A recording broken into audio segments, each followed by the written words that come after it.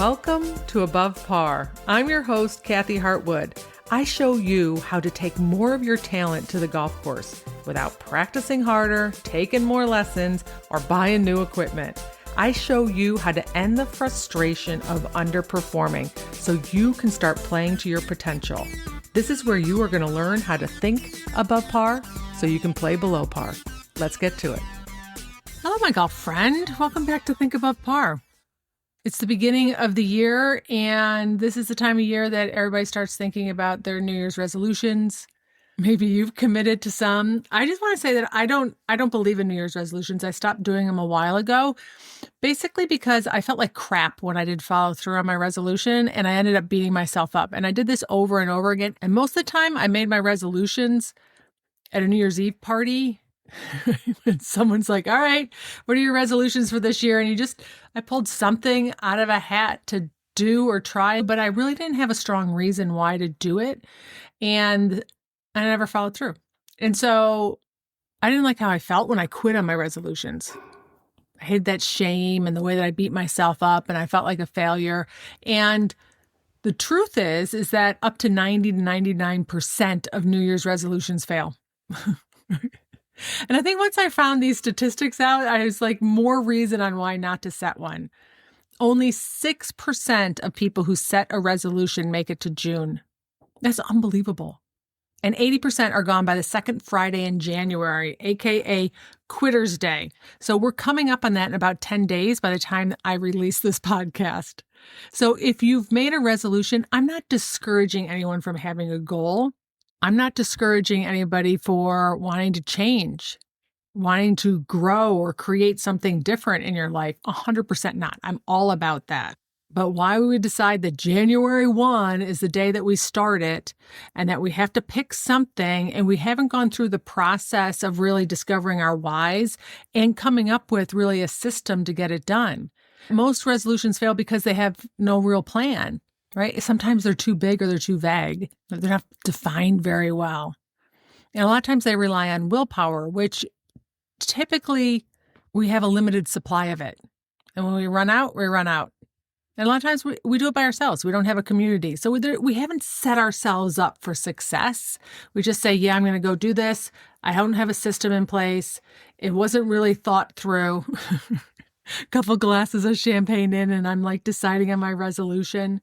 And then we beat ourselves up. So I'm not about the beat up. I'm all about the change, but I like to think of it more as a transformation, right? It's about asking yourself on the first of the year, like, who do I want to become? What kind of changes do I want to make this year so that I can have the results that I want, right? Relative to golf, this would be like, who do you want to become this year as a golfer? Do you want to be a person who drops 5 shots off of your handicap? You go from a 15 to a 10. That's your goal. That's your resolution, so to speak. Well, who do you have to become? Who do you have to transform into to be a person and a player that shoots 5 shots less on average for every round? What are you doing? What are you thinking? What are you believing that the current version of you is not doing? What do you need to transform into? Because when you transform into that, then you'll be able to create those results. You don't want to go and just have a 10 handicap if you're a 15 handicap. You want to be a person who can maintain a 10 handicap. It's like somebody who wants to lose weight. Like, I want to lose 30 pounds. I'm like, no, you don't. You want to be a person who can maintain the weight once you've taken it off. You want to be a person who's transformed into that is who you are, not someone who gets there by willpower, right? So in your mental caddy, I'm talking all about transformation. And the mental part of golf is a transformation. It's like you do not want to just have a round of golf where you think really well. You don't want to have just one. You want to be a person who can manage your mind over a course of many rounds, under all kinds of conditions, with all kinds of people. You want to be able to say, bring it on. That's who you want to be. You don't want to have one moment. Right? When I coach people, I don't coach people just for one call. It's just like, give me some thoughts to get me through this qualifier. That's not who I want to help you become. I want you to be a person who learns how to manage the mind in all kinds of situations. I want you not to rely on me to just fix your mindset over one event. I want you to be able to learn how to self-coach, be your own leader, and transform into the person that you want to be in any area. It doesn't matter. Once you see that you can do it in one area, then you take it over and I'm going to do it at work and in my personal life and on the golf course, with my health, wherever it is. So if you've made a New Year's resolution, I am not discouraging you. I'm saying don't give up on it if it's something that matters to you, that you're really hardcore wise on, but think about transformation. Who do you get to become to be the person who creates that result, that resolution that you have for yourself? Relative to your mental caddy and the things that I coach on, the transformation that we're doing in there is the 7-stage mental journey. And this is the natural progression every golfer goes through when they truly want to master their golf brain. I think this applies to anything that you're actually trying to transform in. So I want to share them with you. The first stage that you want to go through first is awareness. You don't know what you don't know, right? So we've got to open our eyes and be really aware of the things that aren't working. This is where you finally get to say you understand what's going on in your brain. You can see your patterns. You stop thinking you're broken in some way, and you realize that relative to golf, it's not a swing problem as much as it is some of your thought errors that you have going on in your head, right? That's the first stage, is awareness. And we're going to consistently go through that stage, by the way, because we start noticing things that we hadn't noticed before because we're so focused on one area that we start broadening the way that we look at things, and we notice different things. Not a problem. This is just greater levels of growth. It's amazing. I want you to anticipate that. And the second stage that you're going to go through is thought mastery. This is where you can notice and shift your thinking mid-round, midday. Or you stop believing every thought that pops up in your head. You pick the thoughts that you have on purpose. You find the ones that are actually working for you and serving you. It's about being very intentional with the thoughts that you have going on in your head. This third stage is emotional regulation. I also like to call this emotional maturity too, which, we have a very few percentage of the people on the planet who have a lot of emotional maturity. Right? This is where you can feel your nerves and the pressure and frustration without losing control, that you're the creator of your emotions. You're not giving away your power to other people or things on the golf course. You stop spiraling after a hole has gone the wrong way. You start witnessing your emotions, not being afraid of them, moving through them and not trying to avoid them. That's emotional regulation. It's a skill, and we're not born with it, right? We get to learn it.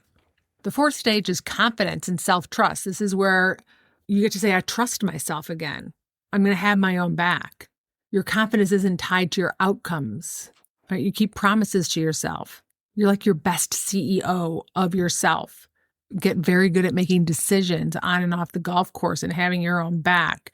You watch the words that you say about yourself. You protect your confidence. You don't poke holes in it. You don't let other people poke holes in it either. That's stage 4. Stage 5 is consistency, right? You're not on an emotional roller coaster anymore. Your reaction starts stabilizing. Your states when you're out there playing golf or in your day-to-day life become more predictable. Your game will start feeling more repeatable. Your experience will become more consistent, not highs and lows, not dramatic. Your days maybe won't be as volatile. Things become more consistent. That's stage 5. Stage 6 is, I'm going to call it competitive poise. That's where you're on the golf course or in pressure-filled situations and you can handle yourself and the people and the experience. You stay in your lane. You don't shrink when it matters. You compete without losing yourself. You don't make the results mean much about you. You want to perform well. You want to create the results. You want to win. But your identity and your self-worth isn't on the line. And stage 7 is ownership. That's like, this is who I am now. I'm calm, I'm certain, and I'm confident. My brain is my ally. I trust the process. You trust your process, whatever you create, on and off the golf course. That's where you say, I get it. I got it. This is who I am now. And this is the big truth. You don't do the stages. You become them by practicing the right behaviors consistently. This is about transformation. And it's not that you're just done with the one stage, that you never have to be aware. You never have to think about your thoughts again or your emotions. It just becomes part of who you are. And I'm talking about those very generally, but it doesn't matter what you do. Whether you're picking a goal or a resolution this year, off of the golf course or on the golf course, you need awareness. You need thought mastery. You need emotional regulation. The more confidence and self-trust you have in yourself, the more likely you are to achieve that result. And then you want consistency. You don't want to get there and then feel like you fall all the way back down to the beginning again. You don't want it to be as volatile where you're having hot days and cold days, because that's going to give you that edge that you can take into competition where you know you can handle yourself because you have those other skills. And that feeling that I got it, I know how this works. I understand the process. I know I'm not done. It's constantly a transformation. I know I'm going to have days that are harder than other days. I'm going to feel like I've gone backwards, but I got it. I get it. I understand the process, and I'm going to have my own back. I'm working with my brain, not against it. And that's the transformation. And that's what we're going to work through this year inside your mental caddy. I'd love to have you there. But whatever you're doing on your journey this year, on shifting and changing and maybe becoming a better version of yourself on or off the golf course, I want you to think about these stages and work your way through those, because the process of getting to that result is going to be about who you become, not about creating the goal or the achievement or getting the trophy. It's about who do you want to be once you get there. All right, my friends, if you're interested in going about this transformation with me and all the other people inside your mental caddy, head to yourmentalcaddy.com and check us out. I'd love to see you in there. All right, have a beautiful week, and I'll talk to you next Wednesday. All right, bye.